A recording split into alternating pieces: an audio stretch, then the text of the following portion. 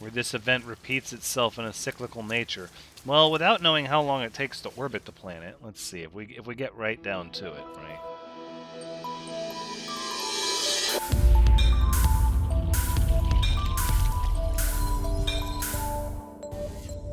Hello everyone, Thoranx is here, and welcome back to No Man's Sky once again, where we are departing a somewhat unusual planet that we discovered in the last episode that we are going to name...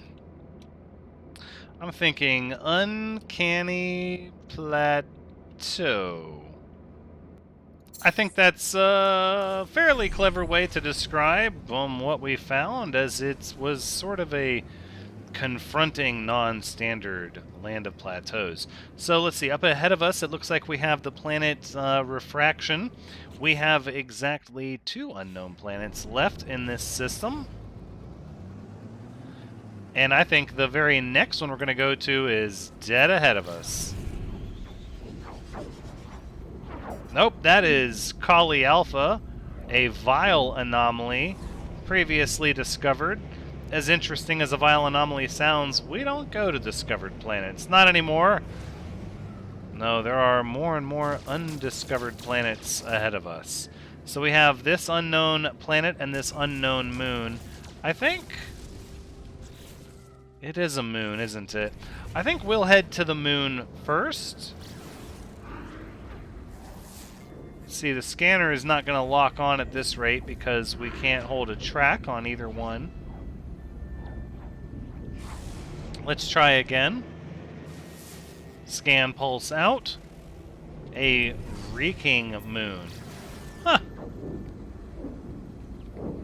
With Fecium and high sentinel activity. A reeking moon. Well, of course it reeks. Because of all the Fecium. Oh my gosh, with the asteroids already.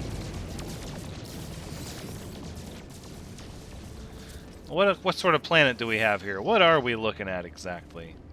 A windswept planet. Windswept. I think ultimately this is sort of a perspective shot here. And I think it's worth it. But I think, honestly, I think the reeking moon is where we want to go. So let's just punch through the atmosphere of this moon. Oh, it's a little wet. A good bit of moisture in the atmosphere, actually. Ooh, a gentle, sloping sort of terrain. Is that... oh, it's like... oh, okay, interesting. These almost look like ancient volcanoes, maybe? Where is the planet? Is that the planet? Are we... no, that's not the planet. Where is the next planet? I feel like we're so close to it, we should be able to see it from here.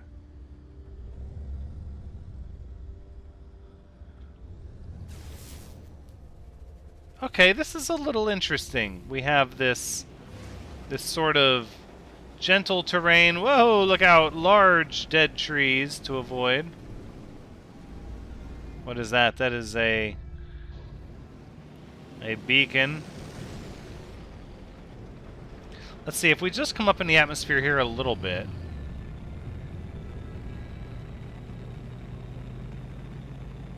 Oh, man. I don't know if I can get enough of these binary star atmosphere shots. But look at the terrain. It's... oh, and the rainbow? Where the heck?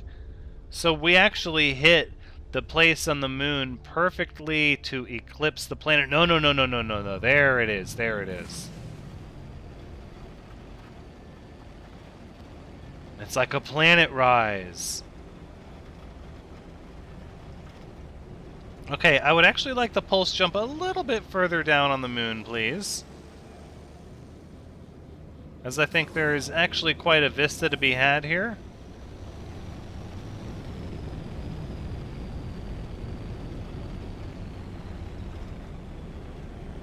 Okay.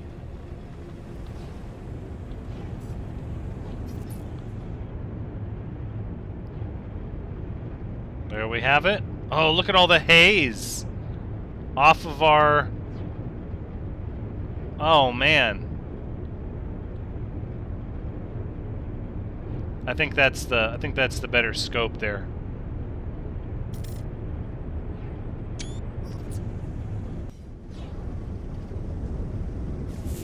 This is pretty interesting. I think we'll settle up on this mountain right here. I wouldn't call it a mountain. I would like to retract my previous statement, Your Honor. We'll settle up on this hill. Ooh, the occasional boiling fog. Whoa. Already introducing the interesting fauna. Rotamustosa. Yeah, I'm not going to try to pronounce that. It's kind of cool looking. Oh, yeah. It's like it's bipedal. It doesn't fly. The wings are for decoration. Maybe it hops and glides off the hills. Look at the size of the feet, though. It can't be that fast. Okay, it's a little intimidated by us. We're just going to leave it alone. Let's continue scanning for life forms here. Oh, we've got another one. Oh, wait. Oh, we've got quite a few bits of different fauna here. Interesting. These two look related. And then we've got some burrowing creatures as well. Screams when upset. Oh, here we go. Yep. A long-legged biped. Whoa. Okay. Flying eels. I don't know if that's what they're called. But where are the burrowers? Yes, there we go, there we go. I have visual. Oh, it was gone. It happened fast. Hold on.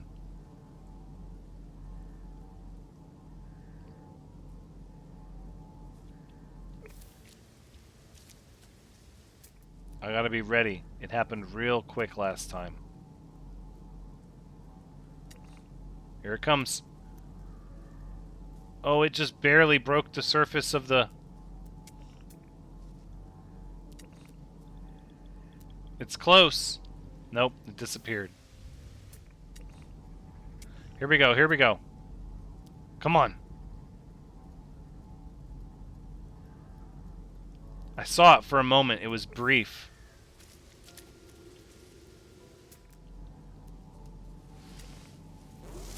Got it, got it.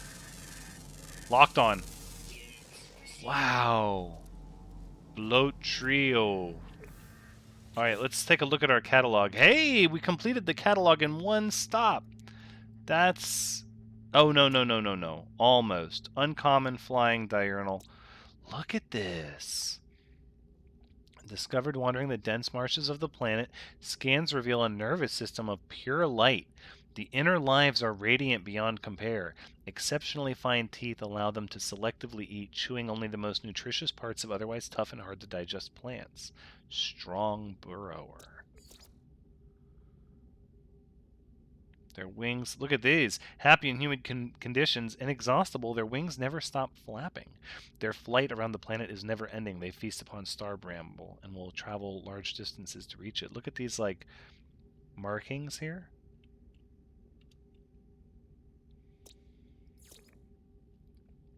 Dull and unintelligent in attitude, these creatures are nonetheless content and unworried. They feast upon star bramble.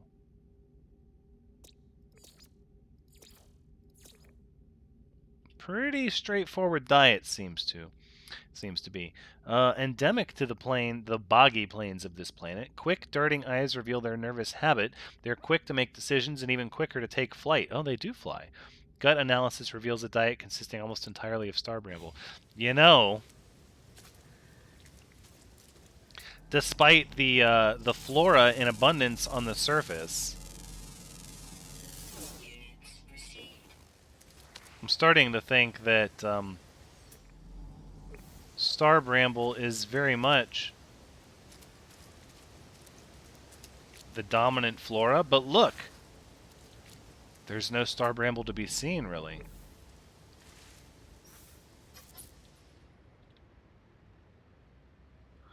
Look at the blue, like the blue flowers.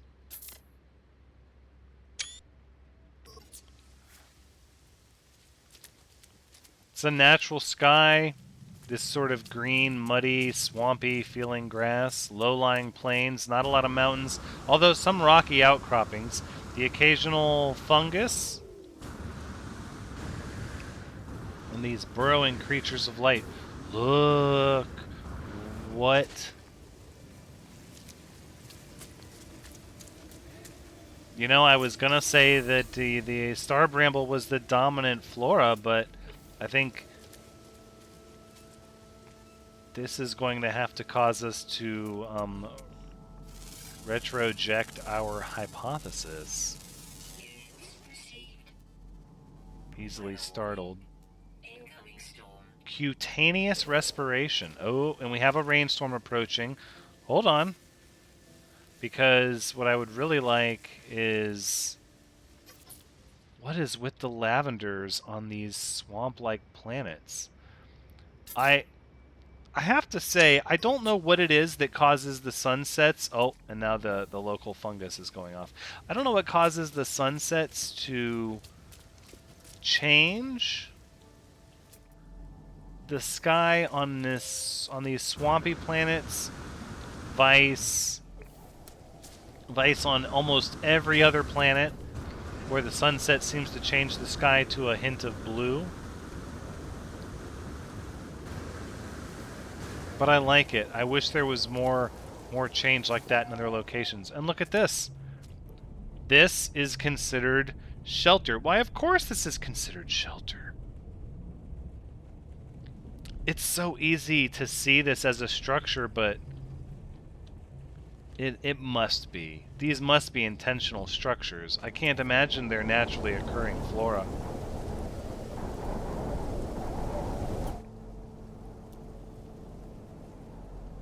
I think the real marker of bizarrity is to see... I'm not positive if that's a word or not. Oddity, let's go with oddity, is this thing right here. This flora just kind of... yep, protruding out of the ground leads me to believe, indeed, we have an underground system here that is also featuring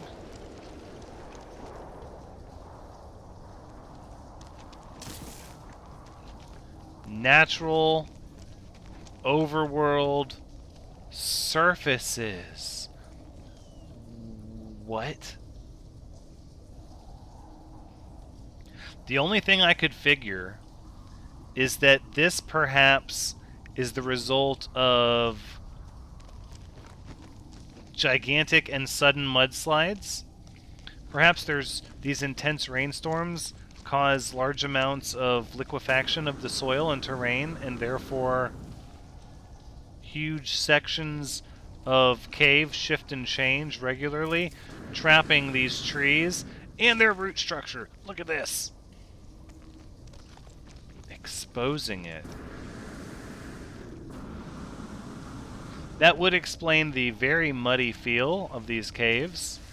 So they're very wet and slippery and muddy. There is some rockiness to them, a little bit of flora, but largely it's just like a pocket of mud that got rolled over like a wave of earth that crashed and then solidified once it dried, leaving this air pocket.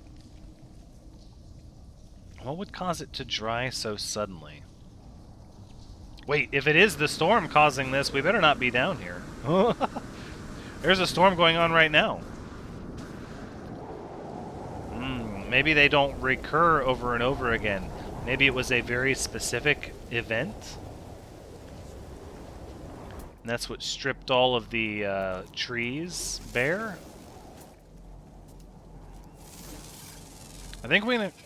Oh, okay, so it wasn't a very large storm. It didn't last very long. That kind of reinforces my theory that there was a major event that kind of whipped up the terrain, probably flattened a lot of the mountains, gave us these rolling hills, this sort of soaked environment. Doesn't seem like there's any water on this planet, though, so... You know. I think we will go ahead and take, 315 nanites.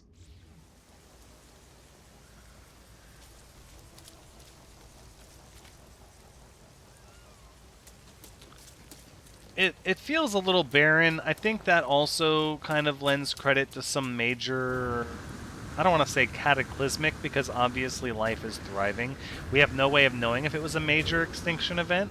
We're not seeing an abundance of fossils or removed fauna. But it was some major event, some major, let's say, geological event.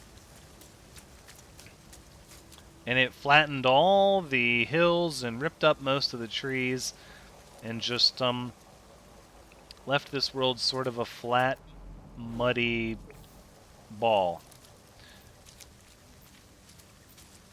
It is a moon. There's no telling. Oh, yo, could it be tidal forces? Tidal forces of the planet stretching and contracting. I wonder if there's a phase on the orbit of this moon where this event repeats itself in a cyclical nature. Well, without knowing how long it takes to orbit the planet, let's see if we get right down to it, right? We are not told how long it takes for this moon to orbit the planet, this reeking moon. We've got very little data on the minerals. Talking about geological events. Infested. Yo, infested with what?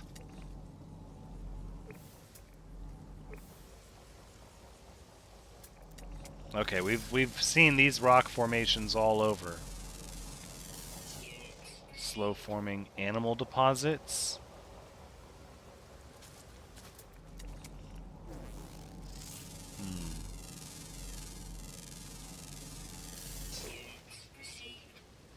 This planet or this moon might actually be transitioning either to a toxic world or from a toxic world.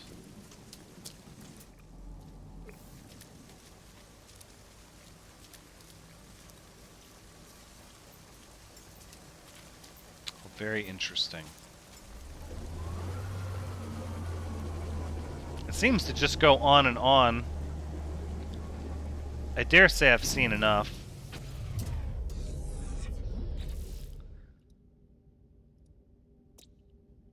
We'll just call this...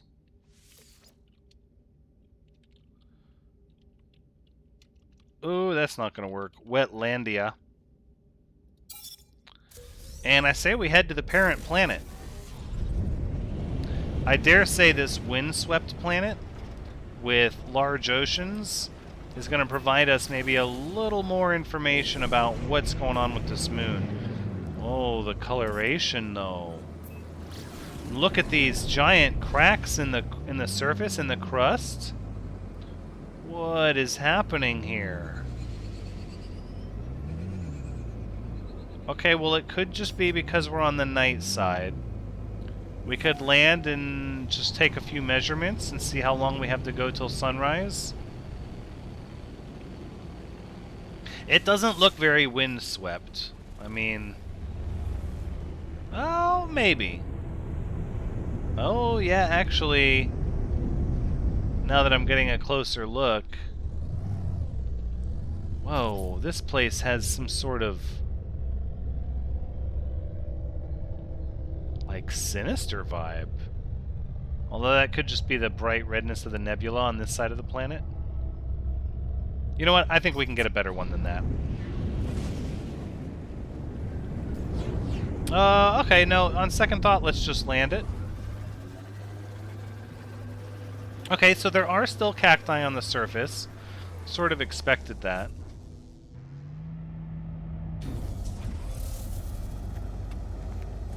A baked weather. This feels...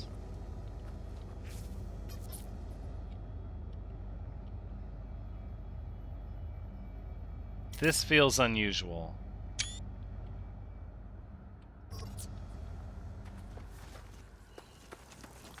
Yep, so we have seen these before with these, like, coral fossils on the surface. Okay, we're already tracking creatures inbound. Let's assess their hostility.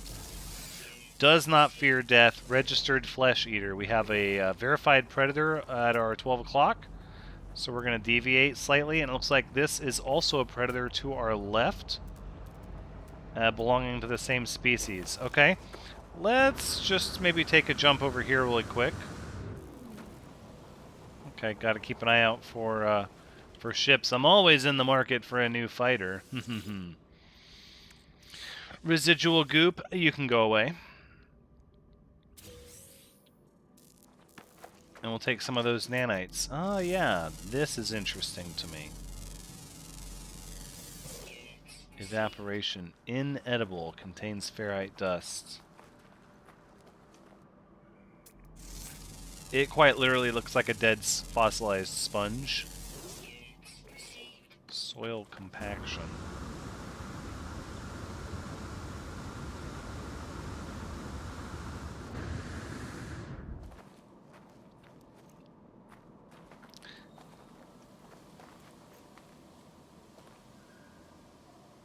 I don't necessarily get the impression that there was an impact between the moon and this planet.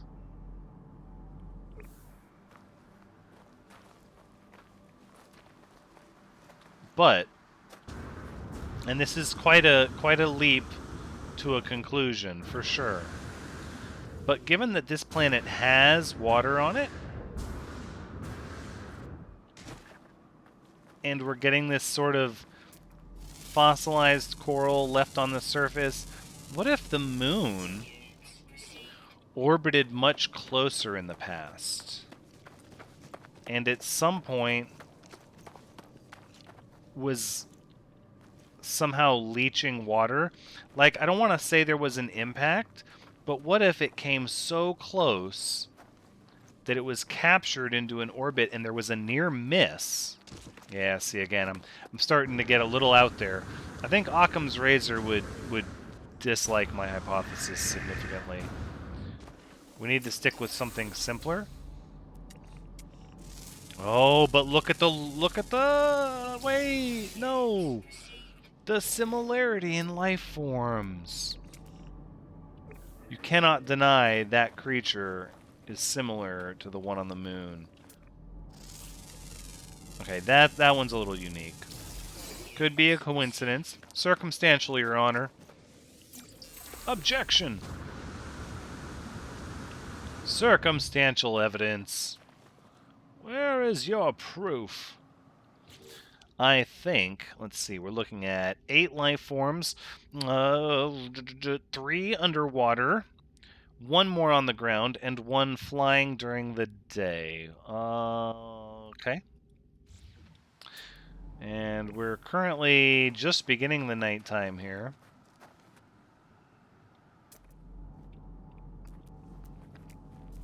Let's see. Ooh, look at these. Almost missed that.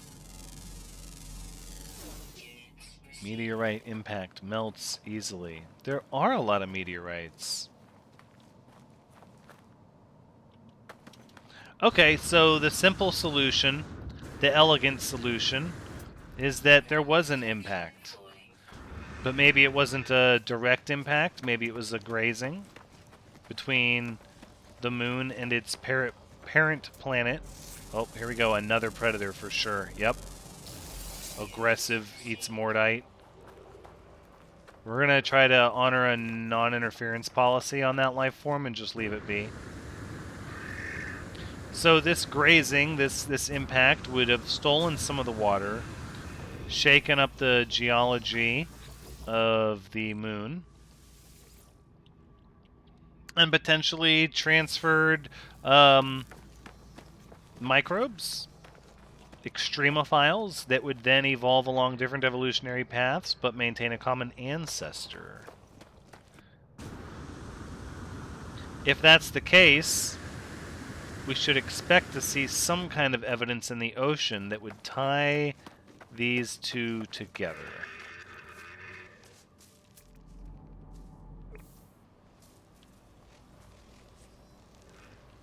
There's absolutely a lot more terrain variance on this planet than there is on the moon. The moon being largely of soil, it seems almost, would have been affected by the impact a lot more than this planet, which is largely dense rocks and dust and sand. Although the sand probably came from, you know, impacting into the rocks and the stones. I think we should go look at the ocean and maybe try to find ourselves a sunrise.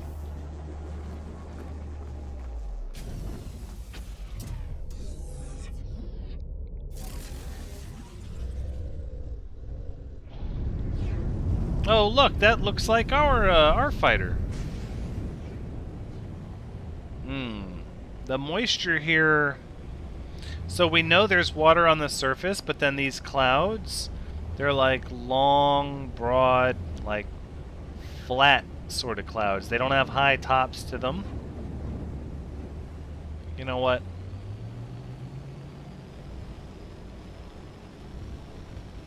I would like to see what we can see during the daylight hours.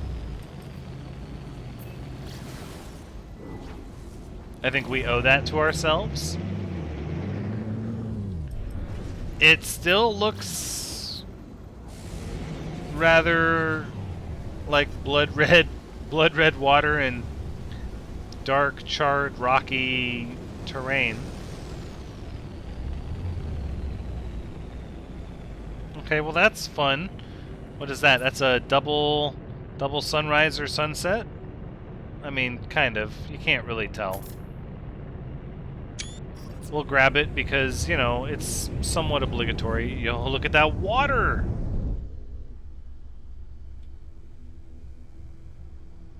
What has that water so red?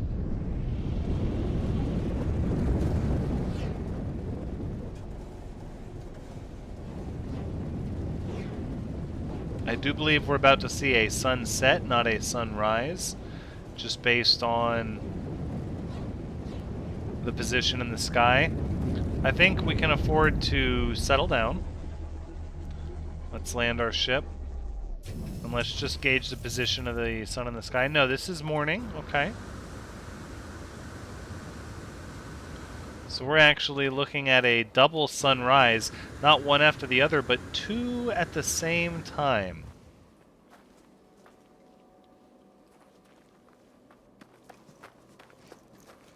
Okay, now the dust in the air being illuminated is way more visible. Does that stretch into a cave?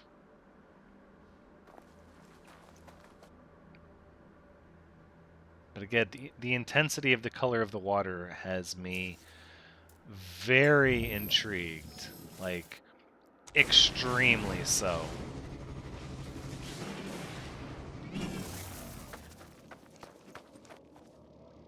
We're gonna always stop and learn some alien language until there is no more to learn. Okay, well, let's not hurt the wildlife. Oh, non-interference policy. Although I think I might have smacked that one in the head with the rear wheel. We'll just, we'll not look back. We won't worry about it. How about that?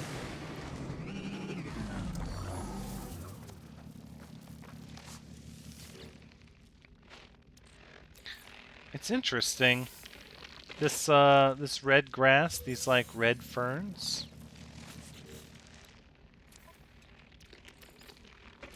It reminds me of Uncanny Plateau. Did we leave? Oh, oh my goodness. We've left so many save points all over the galaxy. It's quite ridiculous. Okay, so we're absolutely not going to get a feel for the ocean, but like...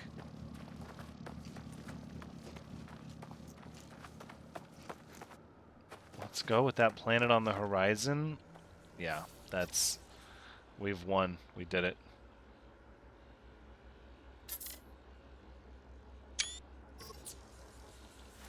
The terrain here follows no discernible pattern. It's not steep and all over, but it is in some places. It's smooth in others, and then we have this huge kind of lake. Survey says the depth varies a little bit, maybe?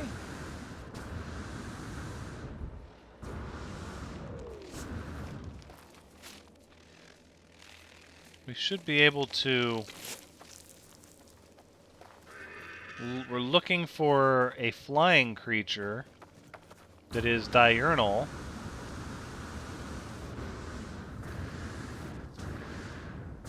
Look at all these knowledge stones. Oh, wow. That feels pretty lucky.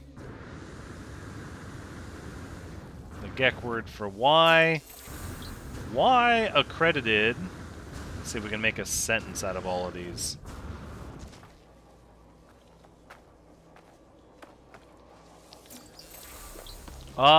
Accredited. I don't think that sentence is gonna happen. Why, already, accredited? Oh, there we have it. Our flying fauna. A quad-winged bird, okay. Up close, they're entirely unable to focus. Their hunger is only sated by the chunky, fleshy roots of the mordite plant. Their eyes have evolved to scan the horizon. To pick out movement at vast distances. That sort of makes them sound like a predator. I'm just going to throw that out there. That comes across very predatory. Scanning for movement. Eating the fleshy mordite plant.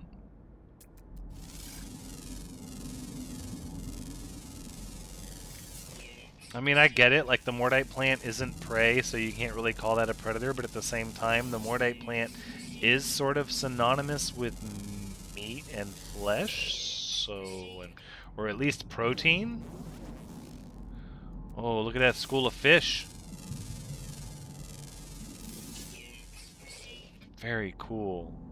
Eats marine snow. Whoa.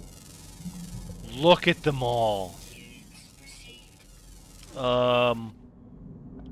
Holy smoke, and this is a small lake.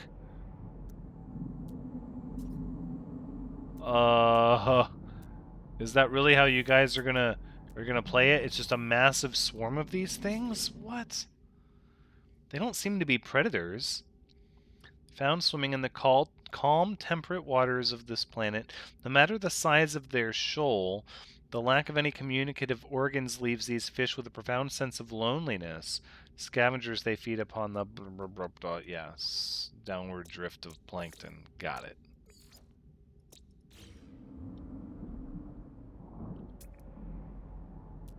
I can't believe how many of them are living in this little tiny lake. This is a tremendous amount of them, and they feel lonely. Their lack of communicative organs makes them feel lonely no matter what. Look at that. Another school of fish. Oh, those are like piranhas. Oh, yeah. With no eyes. The waters teem with an easy abundance denied to the sandblasted surface. No matter the size of their shoal, they lack any communicative organs? No matter the size of their shoal, they lack any communicative organs. Huh. Are you telling me every single marine life form on this planet has no ability to communicate with others, so that it's just always alone, despite there being like so many of them? Look at that.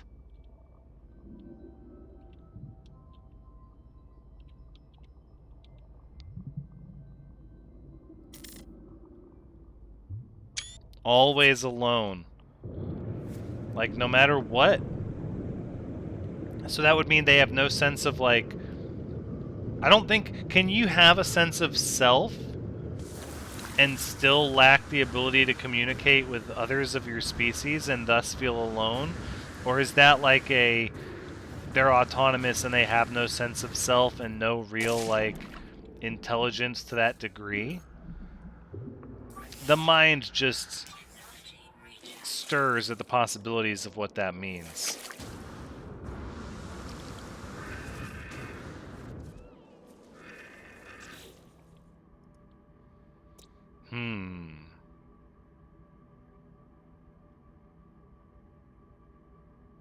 Interesting. We'll call this one Crimson Loneliness. Do it. Click the... Oh, okay. It wasn't responding for something. Okay. Crimson Loneliness. I think, and then... This is the natural sky color. This isn't like a sunset or a sunrise. This is a natural sort of blue sky with these large, flat lavender cloud decks. Huh. I mean, it's different. And this blood red water. There's got to be some sort of element in the water, or compound, or some sort of solvent.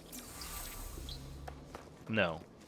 Solute in the water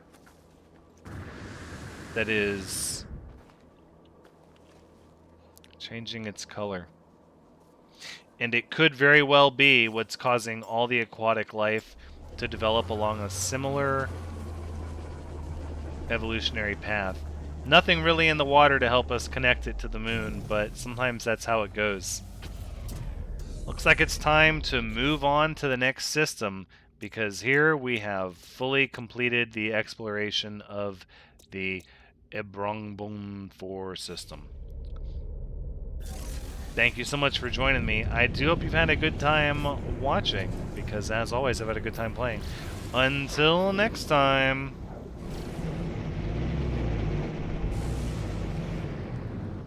Take care.